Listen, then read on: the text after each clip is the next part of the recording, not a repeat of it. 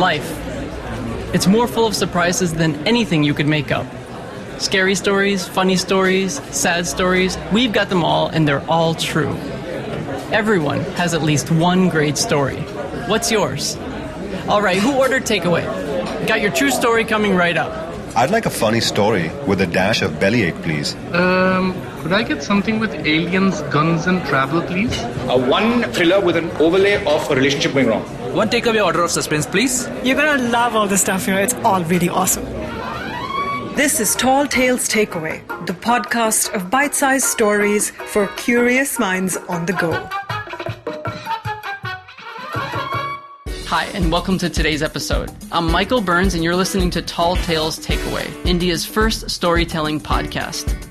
You know, sometimes you grow up with a certain flavor, and then after a while it wears on you. You've tolerated your gobi and your aloo, but finally one day you've just had enough. A few years ago, our storyteller in this episode, Yogesh Upadhyaya, moved to the US for a short stint with a colleague who was always a bit more suave and slick than him. Things came to a head over a sandwich when they went to the office cafeteria one day together. Here's Yogesh with I Hate Rahul Singh. I have known Rahul Singh for more than 20 years. I saw him recently and he hasn't changed much. His moustache is still well groomed and all of his hair is still in place. Maybe it's a little bit more silver, but it's still in place. Most important of all, his attitude hasn't changed. He speaks only if he has something to say. A very sharp and a very hardworking guy, he was the top of his class in both IIT Bombay and IIM Lucknow. We studied together in engineering, and a bunch of us would go to his hostel room one day before the exam to borrow his notes. We would be all wild and disheveled, ready to work overnight, and he would be getting ready to sleep at 10. He would be dressed in his immaculately pressed pajamas, and we would go and ask for his notes, and he would say, "Yeah, sure, take them, but make sure that you give them back to me by 6 o'clock because I would need to look at them just before the exams once." The story I want to tell you about happened 15 years ago. The two of us were colleagues and had been invited by Standard & Poor's in New York for a 6-month assignment. S&P had a spurt of work, and at $50 a day, the two of us were a very cost-effective solution. Our company, CRISIL, hoped that over a period of time, it would be able to get a lot of outsourced work. So it was win-win for both of us. CRISIL selected Rahul Singh as one of the two people for the job because they felt that he would be a great ambassador for the company. I assumed that they selected me for my good looks. On our first day at office in New York, the two of us found out that there was a cafeteria inside the company office, and promptly at 12:30 we went there. We came from a culture where company canteens served food that was much cheaper than the restaurants, and we were Indian, so we were looking at saving all the money that we could. The system in the cafeteria was that you selected the food you wanted, paid for it, and then carried it to an empty table to eat it. We got into the queue and realized that we had a problem. None of the food displayed or written on the menu was familiar to us. Remember that this was nearly 2 decades ago, and at that time you could get pasta in maybe 2 5-star hotels in Bombay. That's right, it was Bombay back then. This was way before Subway or any of those international chains were in India. The two of us had a furious discussion, but we could not figure out what fettuccine was or what meatballs or eggplant were. And the inexorably moving line brought me face to face with the server before I had a chance to crack the code. The server, a middle-aged black man, looked at me and said, in what I found out later to be a Jamaican accent, "How can I help you, sir?" I decided in the nick of time, sandwich. I'm going to have a sandwich. We had a sandwich stall on the street near our office, and we went there every day. We had a sandwich with kanda, chutney, and amul butter. The server looked at me and said, "Bread." I said, "Yes." I said it very slowly with my eyebrows raised. I was a bit disappointed. I had heard from my friends that US believed in idiot-proof processes, but surely this was too much. He raised his eyebrow in turn, only one of them, and said slowly, "Which bread?" "Which bread do you have?"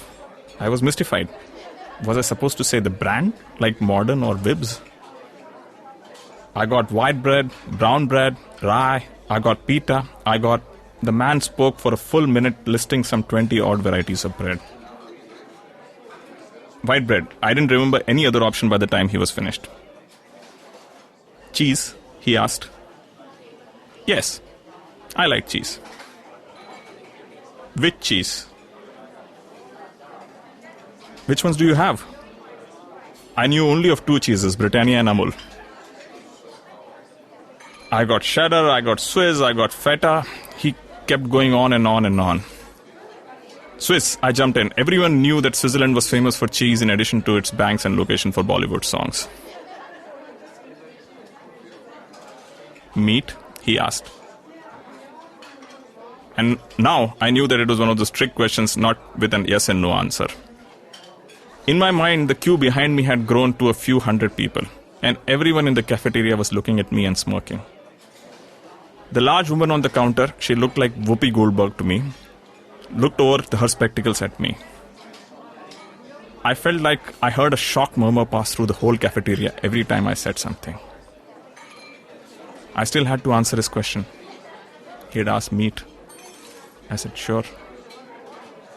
Which meat? He said with an expression of determined patience on his face, and as by now he knew the routine, he continued. I have chicken, I have beef, I have turkey, I have tuna, and again he went into a list which was really long. Turkey.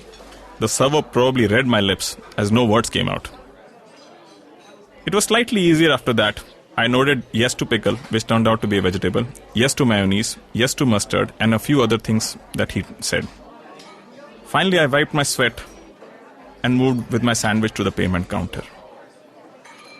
It was Rahul Singh's turn, and he stepped up, and I heard him say clearly and distinctly, I will have what he had. Epilogue 1. It was more than 2 weeks before I had the courage to change my order, and I don't even like turkey. Epilogue 2. Time passed, and this became my story. Whenever I wanted to show off how far I have come in life, I would tell this story. Kind of like, how unsophisticated I was back then. Wink, wink, but I have changed. A month ago, I was at a lunch with 2 friends. We were dining at Smokehouse Delhi, and the 3 of us ordered stuff like Cambodian basa and peri-peri chicken. Great stuff, by the way. See what I did again?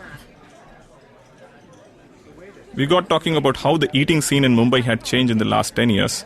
And one of the friends started telling us a story about how, when he went first to the US, he had a lot of trouble ordering a sandwich. His story differed from mine by maybe a few words. And while he was saying the story, I was looking at him with a very, very horrified expression on my face. This was supposed to be my story, a story unique to me. And when I told my friend this, he just looked at me pityingly and said, Yogesh, this happens to everyone who goes to the US. Epilogue 3. We continued our lunch. My friend kept looking at me in pity. And finally, when I asked him what was wrong, he said, the story is so common that it has been incorporated in the film English for English.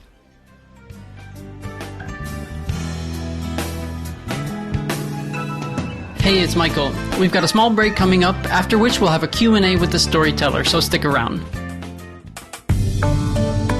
We hope you like Tall Tales Takeaway, India's first storytelling podcast. Chances are you'll want to check out the LSD Cast, India's first podcast about love, sex, and dating. We think you'll like it. It's a very candid chat show hosted by Prem and Rogue. Look for Love, Sex, Dating Cast on your favorite podcast app.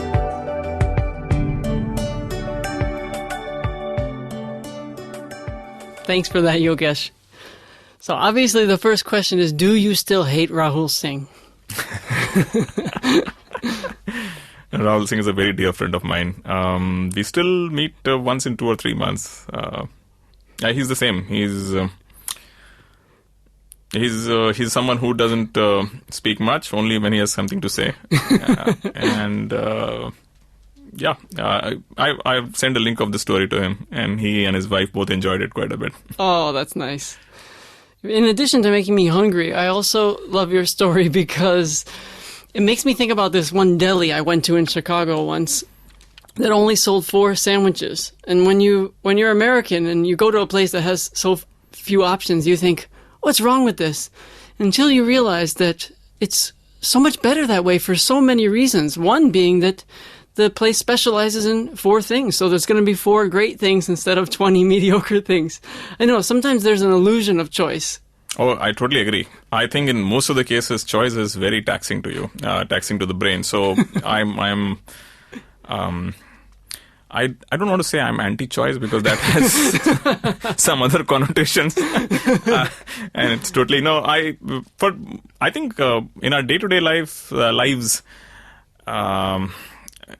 like making a choice of what to wear. There is this theory that people like Mark Zuckerberg wear the same clothes every day because it makes their life so much easier and it conserves brain power to take more important decisions. Yeah, I agree with you. No. Well, the last thing I wanted to say is I love the fact that you ended your story by saying that a friend and a movie stole your story, but then by telling the story and incorporating that, you've reclaimed the story as yours. Yes, you have noticed my underhand shenanigans. That was a very Rahul Singh move of you. Thank you. That is the biggest compliment anyone has paid to me in my life. And that's the end of today's show. I hope you've subscribed to the podcast so you never miss a single episode.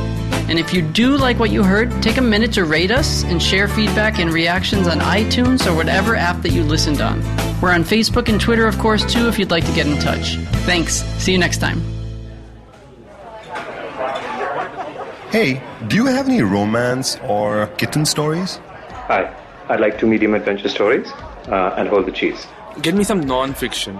Anything. Just get me some non-fiction. Wow, that tall tale looks so funny. I want 2, please. I'll take comedy.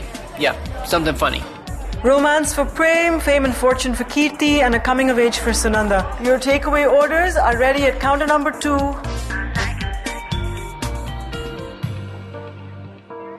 That was so fulfilling. Produced by Sonalog.